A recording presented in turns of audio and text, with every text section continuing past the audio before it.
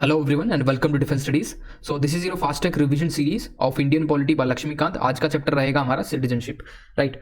सो citizenship को अगर हम देखें, इंडिया के केस में देखें तो किसी भी केस में देखें, अगर not only India but in any country, वहां पे आपको दो तरह के लोग मिलेंगे। पहला एक सिटीजन, दूसरा एलियन।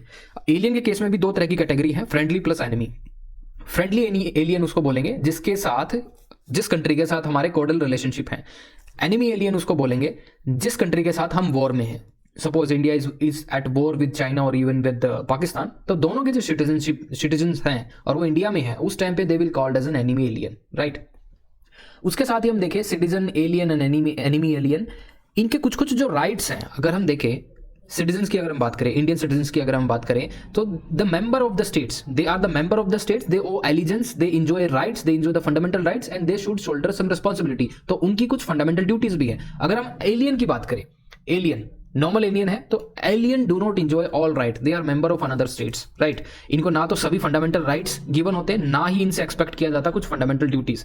एनिमी एलियंस की अगर बात करें, do not have fundamental rights under article 22, arrest and detention का भी इनके पास फंडामेंटल राइट नहीं होता। अब हम देखते हैं प्रिविलेज ऑफ सिटीजनशिप। अगर इंडियन सिटीजन की बात करें तो article 15, 16, 19, 29 and 30 they are basically exclusively for the Indian citizens, उनके अलावा किसी के लिए नहीं है। जैसे इस केस में आप देखोगे आर्टिकल 22, ये दोनों के लिए है, या तो वो आपका सिटीजन होगा या फिर एक एलियन होगा। तो आर्टिकल 22 दोनों के लिए है, लेकिन एनिमी एलियन है उसके लिए आर्टिकल 22 भी नहीं आता, ठीक है। ये डिस्टिंक्शन आपको पता होनी चाहिए। सीडीएस एग्जाम में बार बार पूछा है, आर्टिकल 15, 16, 19, 29 एंड 30, ठीक है, they are exclusively for the citizens of India. अब हम देखेंगे citizen assigning duties, citizens are assigning duties. जैसे अब हम देखेंगे फंडामेंटल ड्यूटीज, अगर आप जब चैप्टर पढ़ेंगे तो उसमें डायरेक्टली लिखा हुआ है कि fundamental duties basically other expected from the citizens of India, उसके अलावा किसी से नहीं। उसके बाद हम देखेंगे both neutralise citizen and citizen by birth can hold president of India, the office of president in India. India के केस में ये है, लेकिन यूएसए के केस में आप देखोगे citizen by birth only can hold the office of president, लेकिन इंडिया के केस में ये नहीं है। नेचुरलाइज्ड भी बन सकता है वो सिटीजन, और सिटीजनशिप बाय बर्थ, ठीक है, वो ऑफिस किसका हेल्ड कर सकता है, प्रेसिडेंट का। अब हमारे कॉन्स्टिट्यूशन में आर्टिकल 5, 6, 7, 8, 9, 10 ये सभी आर्टिकल लिखे हुए हैं, ठीक है। आर्टिकल 5 के अंदर लिखा हुआ है person having domicile in India, person having domicile in India, उसको उसकी क्या कैटेगरी है डोमिसाइल इन इंडिया, या तो वो इंडिया के अंदर जन्म लिया हो, बॉर्न इन इंडिया, या फिर उसके parents, either parents or both parent born in India, कोई भी माता पिता में से एक पैदा हुआ या फिर दोनों ही हुए, तो उसको डोमिसाइल का क्या दिया जाएगा, status. If he has been ordinary resident for 5 years before commencement of the constitution, तब भी इसको डोमिसाइल ऑफ इंडिया बोला जाएगा। आर्टिकल 6 के अंदर है माइग्रेशन फ्रॉम पाकिस्तान। आर्टिकल 7 के अंदर आप देखेंगे person who migrated to Pakistan, who migrated to Pakistan, ठीक है।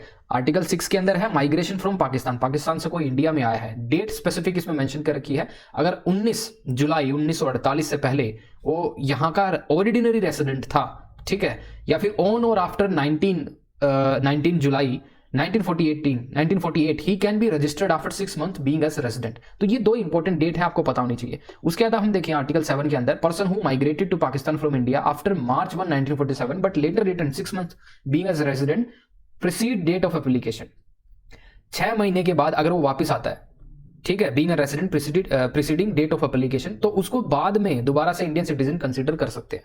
आर्टिकल 8 की अगर हम बात करें, person of Indian origin residing outside India, PIO, ठीक है, इसकी क्या क्या आप देखोगे कैटेगरी है।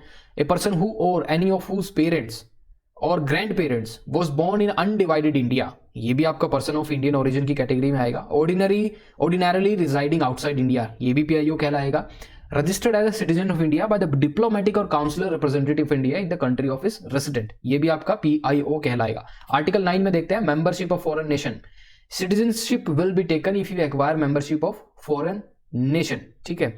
आर्टिकल 10 देखते हैं पार्लियामेंट्री लॉ, पार्लियामेंट क्या लॉ बना सकते हैं सिटीजनशिप पे, क्योंकि ये यूनियन लिस्ट के अंदर मेंशन है, तो parliament can make a law on the citizenship. Article 11 की बात करें, parliament acquisition and termination of citizenship, again तो ये पूरा राइट किसका है, पार्लियामेंट का, सिटीजनशिप लॉ से रिलेटेड, ओके।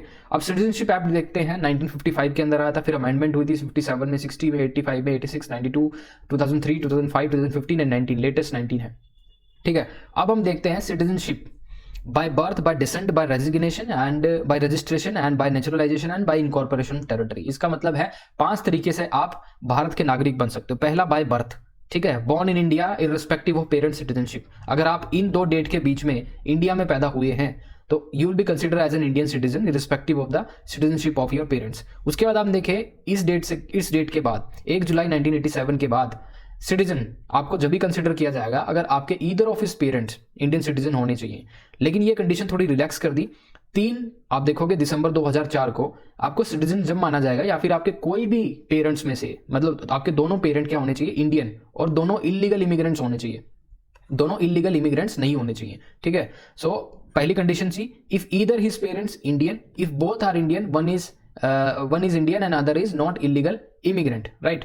उसके बाद देखोगे child of foreign diplomats and enemy aliens, ये भी आपका क्या होगा, नॉट सिटीजन की कैटेगरी में आएगा। अब bye decent person born outside territory of India can apply if at the time of birth either of the parents is a citizen of India। इसके बाद हम देखेंगे after this 3 December 2004 born outside should get resignation within 1 year or allotted by the government। So these are the certain conditions attached to it। लेकिन आपके लिए important चीजें ये है कि आप एक इंडियन सिटीजन कैसे बन सकते हैं, by birth, bye decent, bye registration and bye naturalisation and bye incorporation of territory. these are the important methods और ways to become an Indian citizen। उसके बाद अगर हम देखें if you want to basically renounce the Indian citizenship या फिर आपको Indian citizenship खोनी है तो क्या तरीके होंगे, वॉलंटरी सरेंडर करेंगे, उसको बोलते हैं रिनंसिएशन। दूसरा आप बोलेंगे टर्मिनेशन। तो 3 तरह से आप कर सकते हैं, termination on getting other country citizenship, okay. उसके बाद आप देखेंगे deprivation, termination in case of fraud या फिर मिसरिप्रेजेंट करके आप डॉक्यूमेंट, आप इंडियन सिटीजनशिप लेते हो लेकिन बाद में मिलता है आपने मिसरिप्रेजेंट या फिर फॉल्स डॉक्यूमेंट सबमिट किए थे। दूसरा आप देखोगे डुअल सिटीजनशिप नहीं है इंडिया के अंदर, ठीक है, सिंगल सिटीजनशिप है। So no right to vote, अगर आपके पास आप किसी और कंट्री की सिटीजनशिप ले लेते हो। You can not hold constitutional post in India, अगर आप किसी और की कॉन्स्टिट्यूशन सिटीजनशिप है तो, ठीक है, यू कैन नॉट होल्ड। उसके बाद हम देखें there is a little distinction between this PIO, NRI and OCI। तीनों के बीच में डिस्टिंक्शन थोड़ा थोड़ा आपको पता होना चाहिए। NRI क्या है, इंडियन सिटीजन है, बेसिकली नॉन रेसिडेंट इंडियन, तो इंडिया में नहीं रह रहा है, काफी दिनों से बाहर है इंडिया से, तो इसको NRI का स्टेटस दिया जाता है। But he is an Indian this citizen, an Indian citizen who is ordinarily residing outside India and holds an Indian passport, right. उसके बाद PIO देखेंगे, person who or whose any ancestor was an Indian national and who is presently holding another country's citizenship or nationality, he or she is holding foreign passport। ये PIO के case में आएगा। लेकिन OCIO में आप देखेंगे a person registered as overseas citizen of India, card holder under citizenship act 1955, तो उसको उसके अंडर रजिस्ट्रेशन कराना बहुत इंपॉर्टेंट है, उसको फिर OCI का स्टेटस मिलेगा आपको, ठीक है। So this is all in this video, यही था इस वीडियो के अंदर।